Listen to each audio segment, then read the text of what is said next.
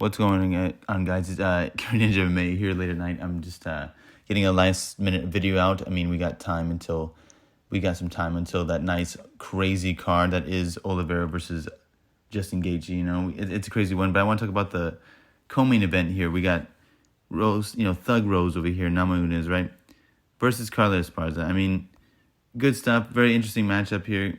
It's a little rematch here. We're gonna see what's going on. Now, I just look at here, right here. I'm fumbling, guys. Sorry, I'm just trying to get in the zone. I want to talk about this a little bit because it's kind of interesting from a betting perspective. Look, we got Namajunas, the minus 220 favorite over here. I think now she's actually up on books like minus 222, and then we got Carla Esparza over here, a plus 161 favorite over here, right? If you want to use the decimal odds, which I prefer, actually, I prefer them over the American odds just because it's quicker for math. I mean, not everyone's just, throwing 100 on everything, right? So, yeah, of course, Rose is 1.45 and Carla 2.61 if you want to go by decimals.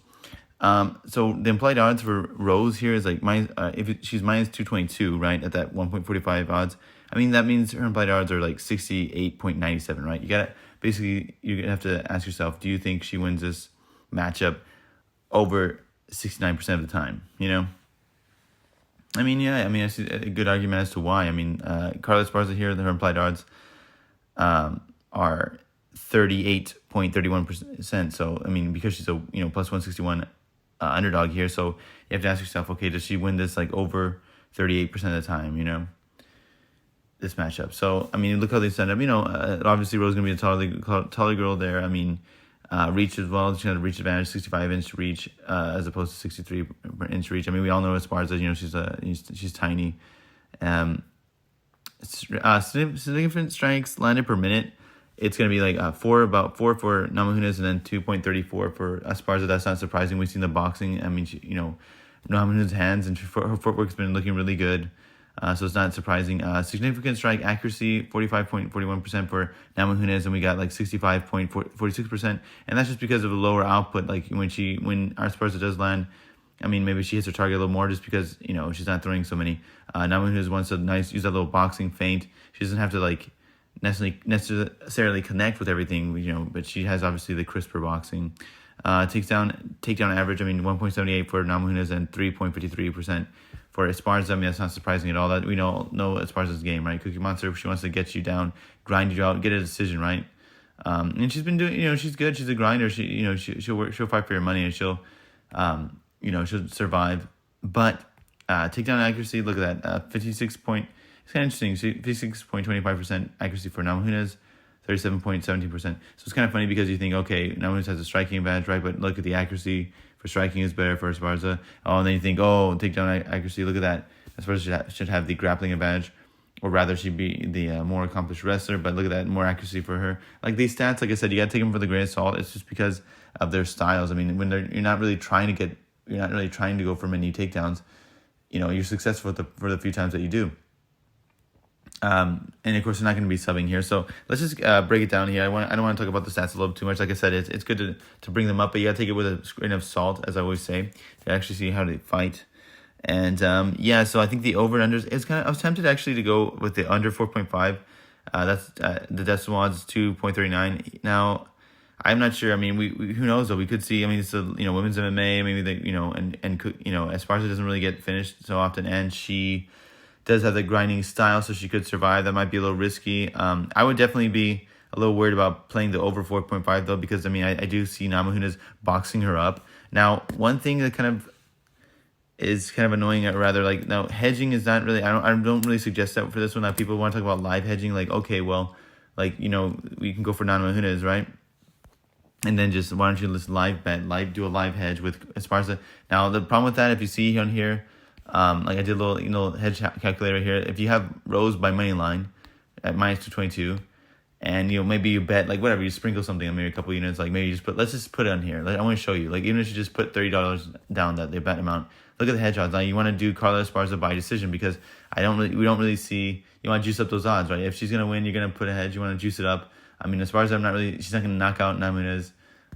She's not really gonna sub her. I don't think. Namajunas should be wise to that. And yeah, so I mean, I feel like her most likely path to victory is gonna be decision, right? yeah. So look at that. Carla by decision is plus 338. So the meaning the hedge amount there is you have to put like $9.93, right? So the total payout will be $43.51, meaning the hedge profit is only $3.58. You see what I'm saying? That's why it's just like now. Now I love bettors don't really like this kind of preemptive hedging, and this is a good reason why, because you're kind of like it's just kind of pointless. I mean, what you're doing, you're just kind of like maybe you're quote unquote guaranteeing that $3.58 profit, but I mean, I'm just trying to show you if you did $30. I mean, even if you did a higher amount, let's say you did $50 or even $100, you're getting back, like if you did $100, like what your hedge profit's going to be like $11 or something like that, right? So it's just pointless. And I feel like if you're doing a live bet, that's what you say, live bet for hedging. But I feel like if the odds are like this, plus 338, you're not going to get those good odds by live betting to hedge with Esparza. Like if she's actually getting her grinding style working for her, and if you're sticking to the game plan, she's having success, those odds you're going to see are really going to get smashed, and you're not going to have that plus 338. So it's kind of pointless to hedge. I feel like my pick here, to be honest with you, I think everyone is picking Namajunas. I think it's kind of tough because there's actually a lot of women's fights here where you kind of feel tempted to kind of parlay them and stuff. It's kind of tough. I mean, like Dumont, I'm also I'm high on Dumont. I think that's a good matchup for her as well. But it's kind of tough. I mean, Rose Namajunas could be a nice little parlay leg. Maybe you want to put it on there, but I mean, women's MMA, it's really unpredictable and it's tricky. But it's kind of tough when you're betting favorites in women's MMA. You just gotta feel a little concerned. Loopy as well. I really like her. I think I like her grinding style. She'll fight for your money, and I feel like she has a good matchup. But I mean, Gato is it's kind of crazy. It's like Spanish for cat, but I mean it's like spread with 2 T's, and she's Brazilian. Anyway, I mean she fights for your money. She's like kind of look at her. She's her frame. She's kind of like she's real. She's got the 6-pack. She's like kind of like like kind of lean, muscular frame, and you can tell like she's a little stiff, but she'll fight for your money. She has a little, it just feels like painful. Like when she does that front kick and she got Eubanks out there like that, you can see like she lands when she can hurt her opponent. But that being said, I think I'm still going for Cortez in this though. I mean, I think Gato, like I said, for all the reasons mentioned before, I mean, she can make it like an interesting fight, kind of sloppy maybe. I mean, she's, like I said, she has a grappling ability. She, has, she's just like kind of maybe bony, it kind of hurts you when she lands. And, but I think Cortez, she's that wrestling will go. And of course, like, I mean, look, she's dating T-City. So of course you're going to get that, she'll be wise to all the kind of grappling. I think she'll kind of maybe try to show off a little bit of grappling more in this fight. And yeah, I'm picking Cortez, but like I said, maybe when you have these big favorites, like I said, maybe you want to, got those like maybe the one that throws a monkey wrench into your plan, right? So maybe that's one you want to hedge with, maybe, right? And like I kept mentioning Loopy, but because that's another one I'm really high on, and I think she should get her win. But I mean, look at her opponent right there, man, bringing jacked. Look at those arms, man. She's got arms that most men are jealous of, right? So, but like I said, but I mean, so we still want to, we go with these heavy favorites because we agree with them. We agree with the implied odds. But like I said, women's MMA, you got to be careful. Gato could throw a monkey wrench into your plan, so you got to just ask yourself, maybe put 2 leg parlays, maybe just Rose Namajunas and, I don't know, pick one. Would you like maybe like Dumont in there, maybe like Loopy in there, or maybe Cortez, right? You think, Cortez is a big favorite for the reason. You got to think about this stuff. Is going to mean, well, that's a tough one. I'm not trying to bet this, I'm not trying to break down a bunch of women's MMA fights on this one. It's supposed to be about Rose Namajunas versus Carla Esparza, but we have to talk about that. The elephant in the room. We think, okay, we have all these women's MMA fights on here. We see these favorites, and everyone wants to go for Loopy. These favorites in these fights, you kind of just seem justified. But I almost feel like if you did have that, I almost feel like if you're hedging, maybe you had like a Rose Namajunas, a Dumont, and then maybe if you threw in Loopy there, maybe you could.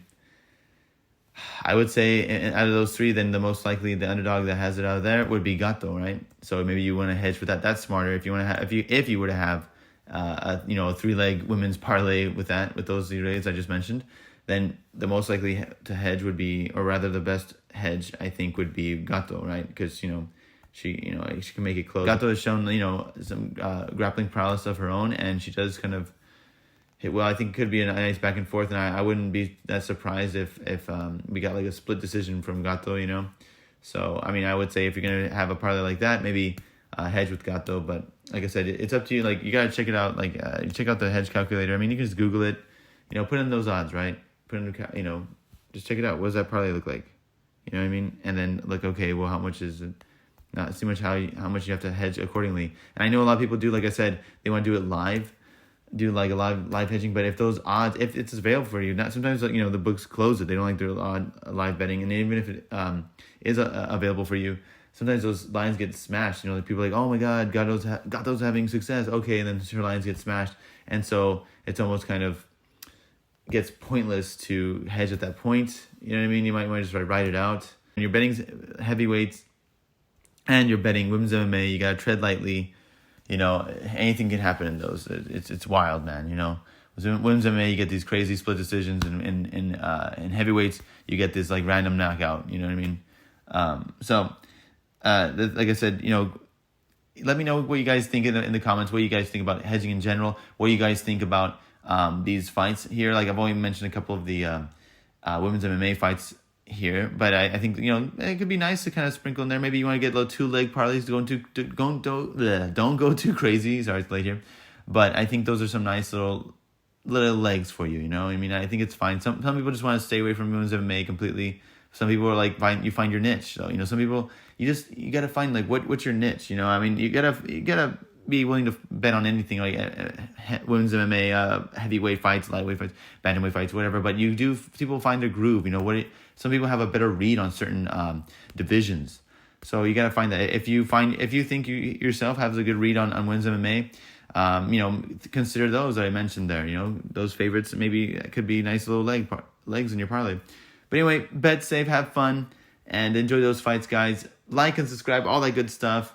And let's enjoy these fights. Let's get some cash. All that good stuff. Peace out.